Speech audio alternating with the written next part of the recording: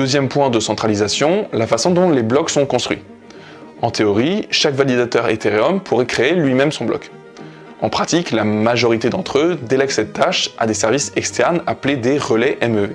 C'est un intermédiaire qui reçoit toutes les transactions, les trie et fabrique un bloc optimisé pour apporter le plus de frais possible. Pour cela, ils peuvent par exemple mettre en premier les transactions qui payent les frais les plus élevés et en exploitant le MEV, qui signifie Maximum Extractable Value, c'est-à-dire en mettant à profit des opportunités de profit liées à l'ordre des transactions. En bref, le relais regarde tout, réorganise tout, et construit un bloc très rentable pour lui et pour le validateur.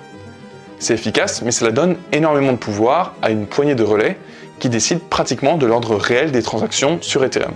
Si les principaux relais adoptent des règles de conformité, par exemple celles imposées par l'OFAC, qui est l'organisme de sanctions financières des États-Unis, ils peuvent refuser certaines transactions, ralentir des opérations, ignorer des adresses entières, ou encore bloquer des protocoles jugés sensibles comme Tornado Cash. Et ce n'est pas théorique. En 2022, les blocs soumis à des restrictions de l'OFAC auraient atteint 70% de la production des blocs. Aujourd'hui, on serait autour de 34%. Donc une transaction peut sembler bloquée, alors qu'en réalité, elle est juste refusée par les relais.